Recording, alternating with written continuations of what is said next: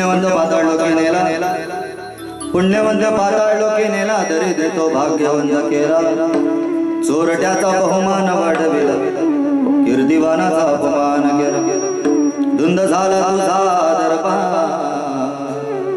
धुंद झाला तुझा दरबार वैरी आसी दिली मोक्ष कपटी आसी दिली महानिधी सेवकाच्या ढुंगान मिळचिंदी चाळकासी त्रैलोक्य भावे वंदी धुंद झाला तुझा दरबार धुंद झाला तुझा दरबार पतिव्रता ते वृथ गुंतविले वैशागणिका ते सत्य लोकाने कडे सोकुळा लाविले यादव वृंदा हे गोष्ट बरे नाही गेले धुंद झाला तुझा दरबार धुंद झाला तुझा दरबार सत्ववानाचा बहु केला छाडा कीर्तिवानाचे मारेले बाण सखा म्हणविसे त्याचे नासे पाडा जणी म्हणे जाणे तुझ खेळ धुंद झाला तुझा दरबार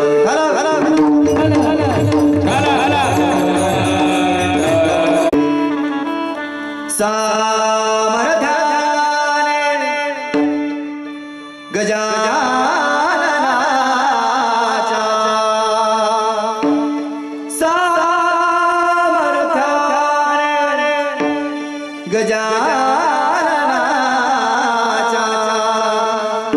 संकट जाय माघारा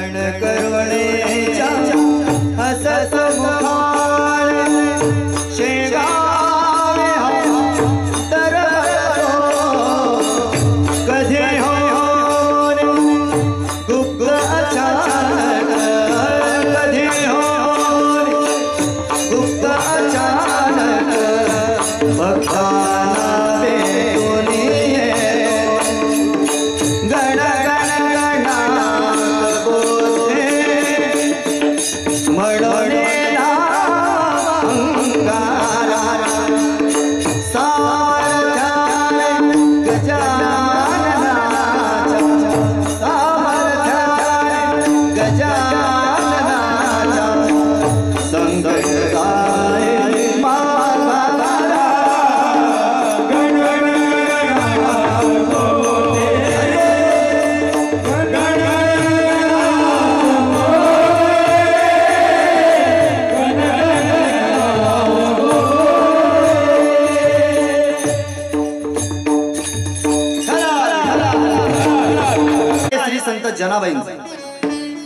आणि या अभंगातून जनाबाईचं आणि देवाचं आपल्याला भांडण पाहायला मिळेल।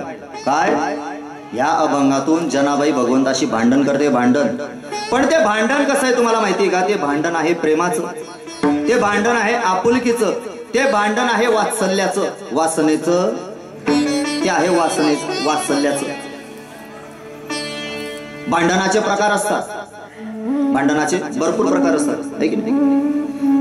देवा देवांचं भांडण झालं होतं तर देवाचे स्वैरिक संबंध दैत्य कुणाशी झाले होते बर का? देव दानवांचं भांडण झालं तर समुद्रातून 14 रत्न बाहेर पडले होते समुद्र मंथनाच्या वेळेस। भक्ताचं भांडण झालं म्हणजे साधू साधूचं भांडण झालं तर भागवत जन्माला आलं, आणि देव भक्ताचं भांडण झालं तर गीता जन्माला आली महाराज. विठाला सांगतो तुम्हाला, कीर्तनकाराचं भांडण उद्या गावातला सप्ताह बंद पडतो, आणि टाळकऱ्याचं भांडण उद्या गावातला हरिपाठ बंद पडतो महाराज. विठाला हे भांडणाचे प्रकार आहे. तर या ठिकाणी जनाबाई भगवंताशी प्रेमाचं भांडण करते. मग कोण जनाबाई, कुठल्या जनाबाई? तुम्हाला एक 10 मिनिटात मी जनाबाईचं चरित्र सांगेन आणि लगेच आपण आपल्या अभंगाकडे येऊ. श्री संत जनाबाई. जनाबाई यांचा जन्म झाला महाराज,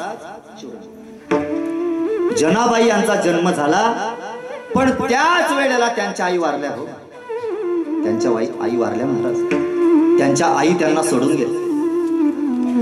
मग त्यांचा सांभाळ त्यांच्या वडिलांनी केला. छोटीशी जनाबाई. आता लहान लेकराचा किती आट काढावा लागतो हे त्या मायला माहिती मायलाच माहिती राहतं. पण आज त्या लेकराची माय जिवंत नव्हती महाराज, आणि तो सगळा त्रास सहन केला तो एका बापाने महाराज, आणि ते होते जनाबाईचे वडील महाराज. ते होते जनाबाईचे वडील. किती त्रास सहन करावा लागतो, रात्री किती वेळा रडतं, किती जागी राहतं, शी सगळा त्रास सहन करावा लागतो महाराज. आणि सगळा त्रास सहन केला त्या बापाने. त्या बापाने सगळा त्रास सहन केला महाराज. छोटीशी जनाबाई, तिचं लालन पालन केलं. हळूहळू मोठी होऊ लागली. ती एवढी मोठी झाली की शेवटी तिचा अधिकार एवढा मोठा प्राप्त झाला की साक्षात भगवंताने तिच्याशी भांडण करावं, भगवंताने तिला भेट द्यावी. अरे नाही ती कामं भगवंत तिच्या सोबत करत होता. तिच्या हातून जेवण सुद्धा करत होता देव. एवढ्या मोठ्या अधिकाराची जनाबाई. आणि जनाबाई कोण होती माहिती का तुम्हाला? ती एक स्त्री होती. स्त्री म्हणून तुम्हाला सांगेल, स्त्री या जातीचा अधिकार फार मोठा आहे. आपल्या हिंदू धर्मामध्ये नारी जातीला फार मोठा अभिमान, फार मोठा अधिकार दिलेला आहे महाराज. तुम्ही कुठल्याही क्षेत्रात पहा, स्त्री ही कुठे कमी नाही. हो, कुठेच कमी नाही. प्रत्येक ठिकाणी स्त्री आहे. तरी आपण म्हणतो की आज आम्हाला मुलगी नकोय. का नकोय तुम्हाला मुलगी? का नकोय? हुंडा द्यावा लागेल म्हणून? हुंडा द्यावा लागेल म्हणून का? नाही महाराज. स्त्री जर मुलगी जर जन्माला आली ना महाराज, तर असं समजायचं की साक्षात लक्ष्मी आपल्या दारात उभी आहे.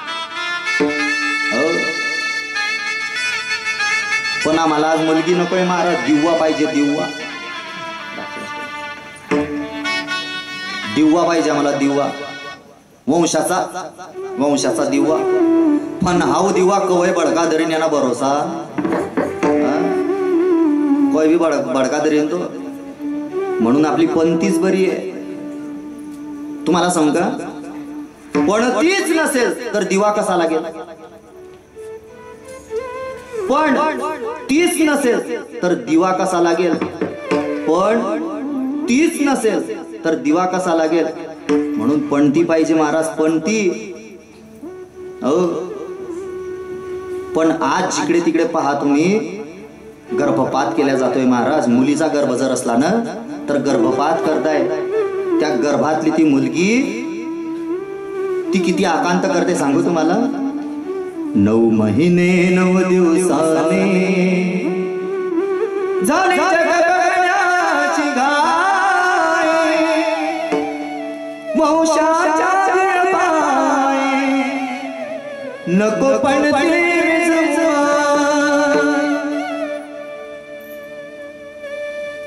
अरे वंशाच्या दिव्या पायी तू पणतीला विझवू नको. अरे दिवा लावण्यासाठी आधी पंतीस लागते. म्हणून असं करू नका मायबाप. हो, गर्भपात जर केला तुम्हाला ब्रह्महत्येचं पातक लागतंय. ब्रह्महत्या घडते तुमच्याकडनं कळत न कळत. असं करू नका महाराज, असं करू नका. विठाला विठाला. मुलीचं लालन पालन करताय तिचे बाप. जनाबाईने जे सांगावं ते तिचे वडील ऐकत होते.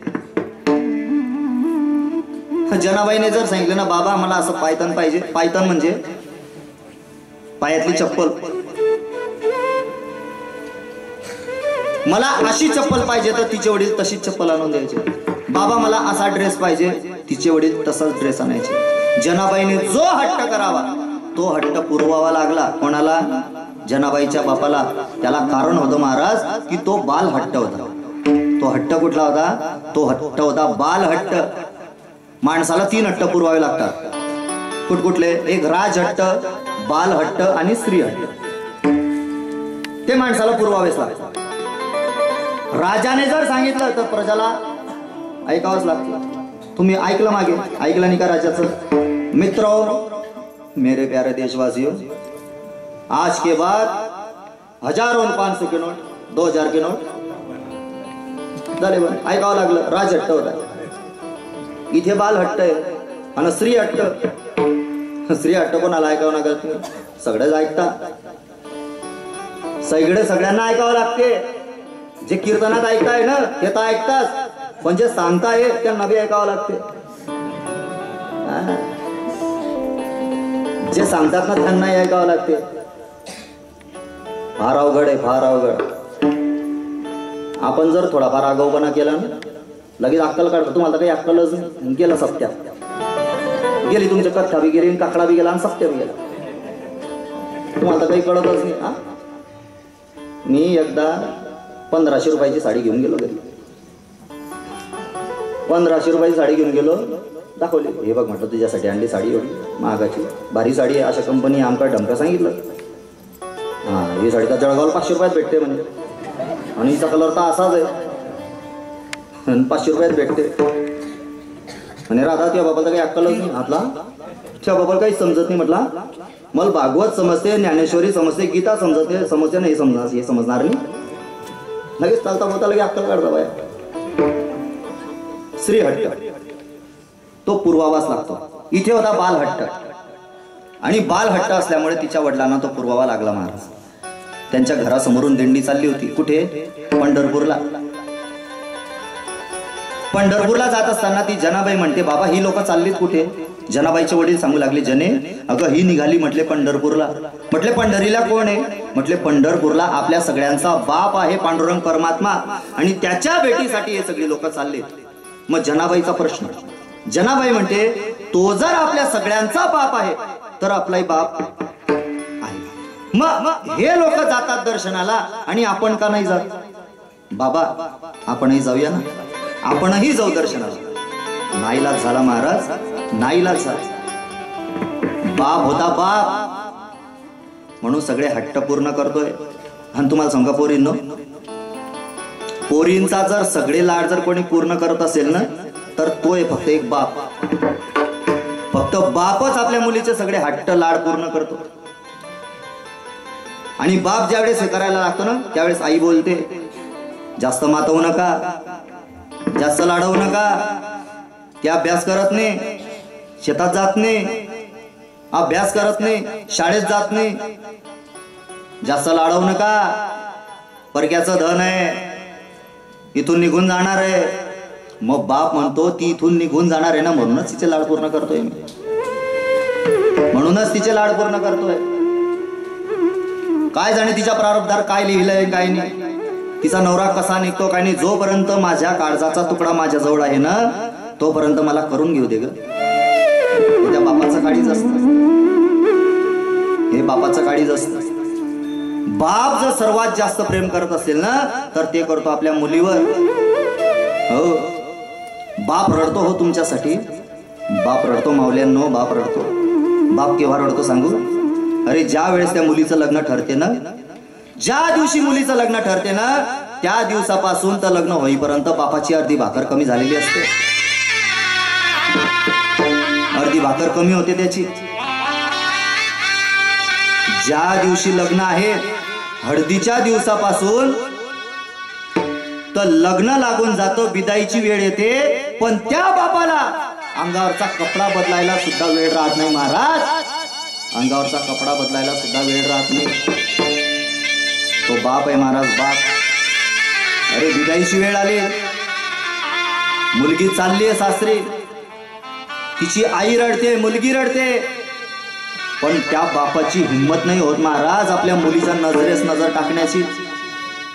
तिच्या नजरेमध्ये नजर तिच्या डोळ्यांकडे पाहण्याची हिंमत नाही होत त्या बापाची. तो बाप काय करतो सांगू तुम्हाला, मंडपाचा कुठला तरी खांबा धरतो, आपल्या तोंडामध्ये रुमाल कोंबतो आणि ढसा ढसा रडतो महाराज. तो बाप ढसा ढसा रडतो. तो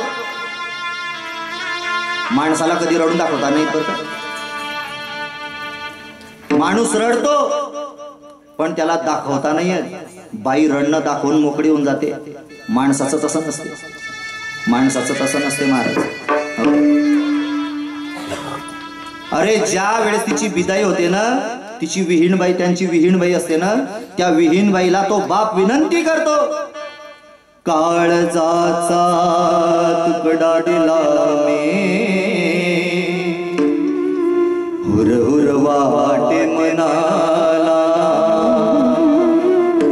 लेक समजूनीला हो फुले, माया भांगर घाला बाई, माया भांगर घाला, काळजाचा तुकडा दिला मी.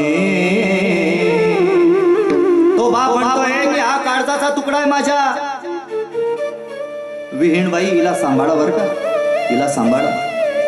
दुसऱ्यांदा रडला बाप लग्नामध्ये, तिसऱ्यांदा बाप रडतो. केव्हा रडतो सांगू तुम्हाला, ऐन तारुण्यामध्ये त्याच्या मुलीचा नवरा मरू द्या किंवा तिला टाकून देऊ द्या, त्या मुलीचा नवरा मेला किंवा त्या मुलीला जर टाकून दिलं ना महाराज, त्यावेळेस तो बाप रडतो. आणि चौथ्यांदा बाप रडतो. केव्हा रडतो सांगू, अरे ज्याच्यासाठी हाडाचे काढ केली, रक्ताचं पाणी केलं, 4 मजली इमारत उभी केली, पण ज्या एकुलत्या एक मुलासाठी हे एवढं सगळं केलं ना, तो एकुलता एक मुलगा ज्या दिवशी त्या बापाला त्याच्याच घरातून उचकावतो ना, त्या दिवशी त्या बापाला रडावं लागते महाराज. त्या दिवशी त्या बापाला रडावं लागते. बाप रडतो मावल्यांना, तुमच्यासाठी रडतो तो. त्याची काहीतरी कदर ठेवा.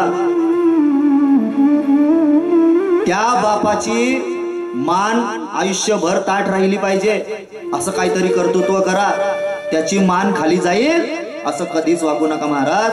असं कधीच वागू नका. कारण बापाची इज्जत उंचावणे, त्याची इज्जत कमवायची आहे का मातीत घालायची आहे, हे सगळं माता मावल्यांच्या हातात आहे बरं. माता मावल्यांच्या हातात आहे.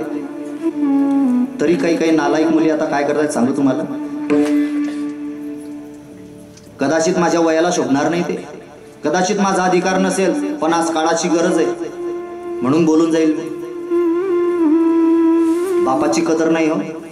अरे ज्या बापाने तुम्हाला 20 वर्ष, 18 वर्ष, 20 वर्ष प्रेम दिलं, त्या 20 वर्षाच्या प्रेमाला लात मारून निघून जाता तुम्ही फक्त 2 महिन्याच्या प्रेमासाठी. असं काय पाहिलं तुम्ही 2 महिन्यामध्ये?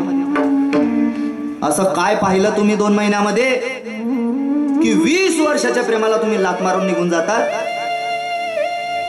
आणि कोर्टात जर उभं केलं ना तर काय सांगतात यांना, एक सांगू, ते म्हणतात की ह्या माणसापासून माझ्या जीवाला धोका आहे. अरे तळ हाताच्या फोडाप्रमाणे वागवलंय त्या बापाने तुम्हाला. आपल्या तळ हाताला जर फोड झाला तर आपण किती जपतो, तसं जतन केलंय त्या बापाने त्या मुलीला. तरी त्या नालायक मुली सांगतात की या माणसापासून आम्हाला धोका आहे, आम्हाला मारून टाकेल. खरंच असं असते का? नाही महाराज. शेवटी बाप आहे तो बाप. अरे खिशाचा 2 रुपयाचा पेन समोरच्याला देताना आपण 10 वेळा विचार करतो. खिशाचा 2 रुपयाचा पेन समोरच्याला देताना आपण 10 वेळा विचार करतो. हा तर काळजाचा तुकडा आहे. ज्या वेळेस हा काळजाचा तुकडा असं करत असेल त्यावेळेस त्या बापाला काय वाटत असेल महाराज? त्याला त्याच्या हृदयात, त्याला किती अंतकरणाला किती ठेस पोहोचत असेल, त्याला किती त्रास होत असेल महाराज. एकदा कधीतरी बाप होऊन बघा तुम्ही. फार अवघड आहे महाराज, फार अवघड आहे. विठाला विषयावर या. तो एक बाप होता आणि जनाबाईचे वडील लालन पालन करू लागले. जनाबाईचा हट्ट पुरवला महाराज आणि वारीमध्ये निघाले. ज्ञानोबा तुकाराम, ज्ञानोबा तुकाराम,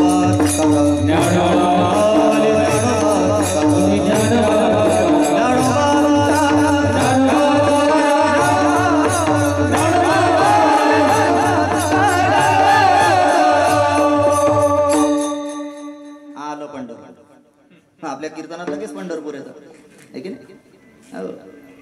पंढरपूर आलं, पांडुरंगाच्या मंदिराचा कळस दिसतोय महाराज.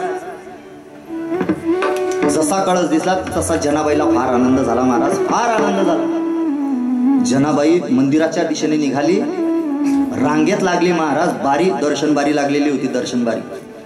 तुम्ही कोण कोण पंढरपूरला गेलाय मला सांगा बरं, बोटवर करा. पंढरपूरला कोण गेलंय? वा, बरेच मंडळी गेले, सगळेच गेले. मग पंढरपूरला गेल्यानंतर दर्शन बारी असते की नाही? हो, दर्शन बारीत लागली महाराज ती, आणि व्यवस्थित रांगेत दर्शन घेत होती. आपण रांगेत दर्शन घेतो का? खरं सांगा, तुम्हाला माझी शपथ आहे. खरं कीर्तनात सर्वांनी खरं बोलायचं असतं, फक्त कीर्तनकार सोडून.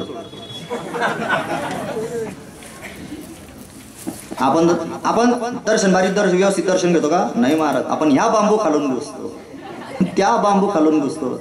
आमची जळगाव ते पंढरपूर दिंडी असते, आम्ही दिंडी घेऊन गेलो. 80 वर्षाची म्हातारी बांबूवरून कुदत होती. कुठून? त्या बांबूवरून. ती अवघड समस्या आहे. गेली महाराज, दर्शन रांगेत आहे, महाद्वारामध्ये प्रवेश केला जनाबाईने. समोर पांडुरंग परमात्माची मूर्ती आहे. दरवाजामध्ये जनाबाई उभी आहे, पांडुरंगाची मूर्ती समोर आहे. आणि जसं भगवंताचं आणि जनाबाईचं अंतर कमी होऊ लागलं ना, तसतशी जनाबाईच्या अंगावर क्षहारे येऊ लागले महाराज. तिचे रोम रोम जागे येऊ लागले, म्हणजे तिच्या अंगावर काटा येऊ लागला, काटा. तिच्या डोळ्यातून अश्रू येऊ लागले. याला म्हणतात अवस्था. नाहीतर आम्ही बऱ्याच ठिकाणी कीर्तनात पाहतो वेगळीच अवस्था राहते. इकडे बी का तो प्रकार? असे घुमता होते कीर्तनात, नुसते घुमता, नुसते घुमता. काय तो म्हणे अवस्था आहे म्हणे. वा रे वा, अवस्था. याला अवस्था नाही म्हणत, त्याला ढोंग म्हणतात. अवस्था ही आहे, जनाबाईच्या अंगावरचे क्षहारे रोमरोम जागे झाले, तिच्या डोळ्यातून अश्रू येऊ लागले महाराज. जनाबाई भगवंतासमोर उभी राहिली आणि एक टक लावून भगवंताकडे पाहते आणि काय म्हणते माहितीये? भेटला विठ्ठला माझा, भेटला विठ्ठला, गुरु एक तुझे माझा, जीवाचा गुरु विना सोने सारे विश्व सकल, भेटला विठ्ठला भेटला विठ्ठला. समोर उभी राहिली. जनाबाई जागची हलत नाहीये. जनाबाईचे वडील आले आणि जनेला म्हणता, अगं जने चल. अशी येड्यावानी काय करते? कसं तरी ओढलं, गरुड खांबाजवळ आणून बसवलं. जनाबाई तिथे ढसा ढसा रडू लागली.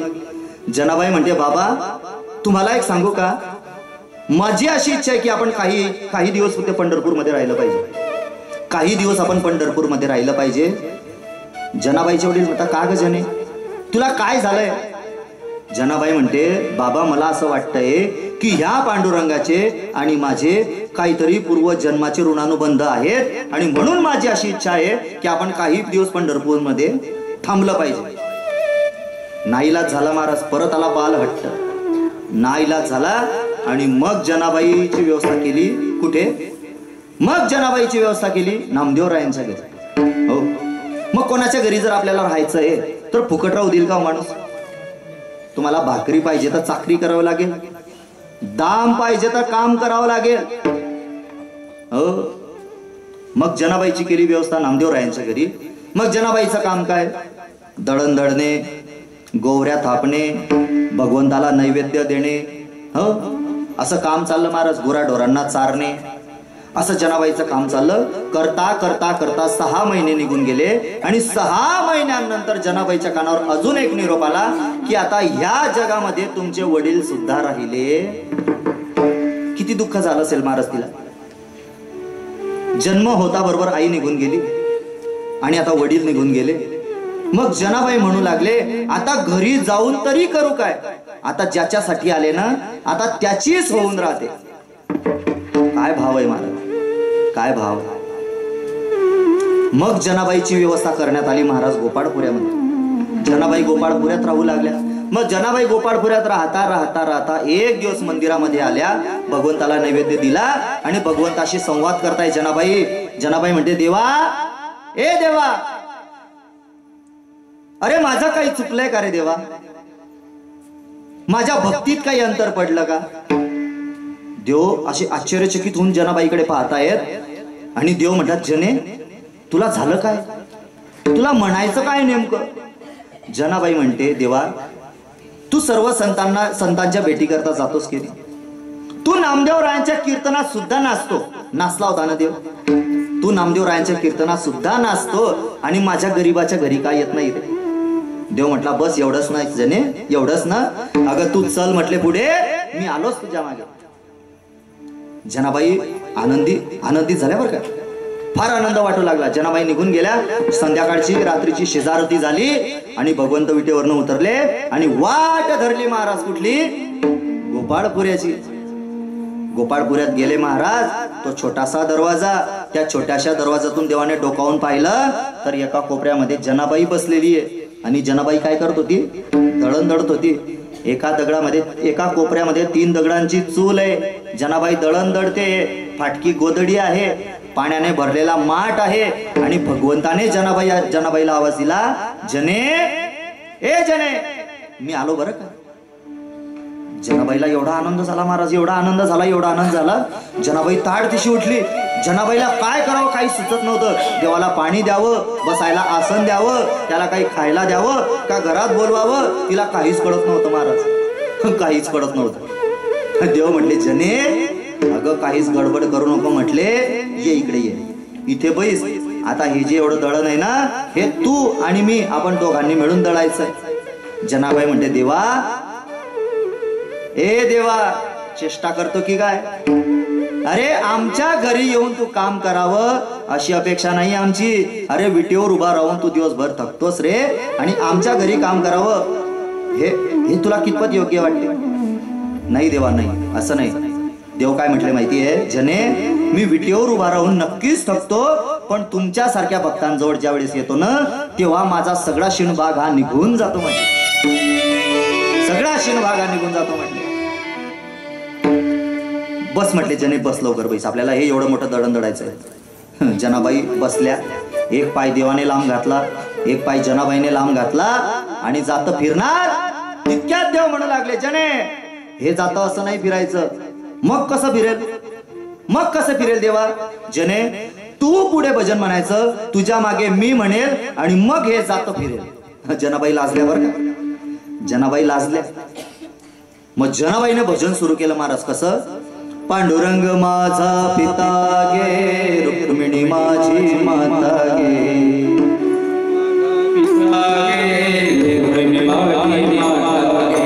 पांडुरंग माझा पिता गे, रुक्मिणी माझी माता गे.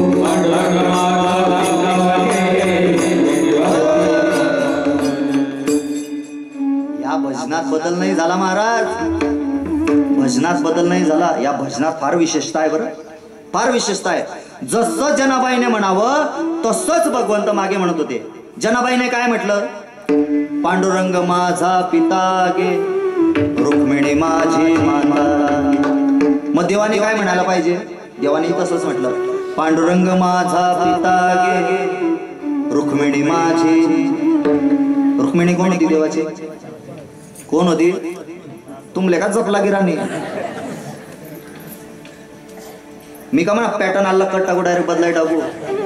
तुम्हाला झोप वगैरे नाही लागत आहे ना? मी जे बोलतोय ते समजतंय ना तुम्हाला? एक तास करा, नाही तास तरी करा. समजतंय मी बोलतोय ते? हा, बोर नाही होत आहे ना? हा, झालं बी तर काय करणार तुम्ही? पुढच्या वर्षी बोलवणार नाही. तुम्हाला सांगू काय गोष्ट, पोतभर मुरमुरे खाण्यापेक्षा मुठभर काजू बदाम खावे माणसाने. सेहत के लिए अच्छा रहता है, तब्येतीसाठी चांगलं असतं. कमी ऐका, चांगलं ऐका. हा एवढा मोठा खर्च करताय तुम्ही, कशा करताय? हसण्यासाठी नुसतं इदी. हे 7 दिवस 8 दिवस तुमच्या जीवनातले फार अनमोल आहे. 7 दिवस बी तेही दिवसभर नाही, हे 2 तास आणि कथेचे 3-4 तास बस. नंतर आयुष्यभर तुम्हाला इदी करायचं आहे. अख्खा आयुष्य इदी मध्ये चाललं महाराज आपलं. का करतो आपण हे सप्ते कीर्तन? इथे आल्यानंतर तुमच्या जीवनाचा काहीतरी उद्धार व्हावा, आपल्या धर्माचा काहीतरी प्रचार प्रसार व्हावा, यासाठी हे कार्य असतात, नुसते हसण्यासाठी नसतात. विठ्ठला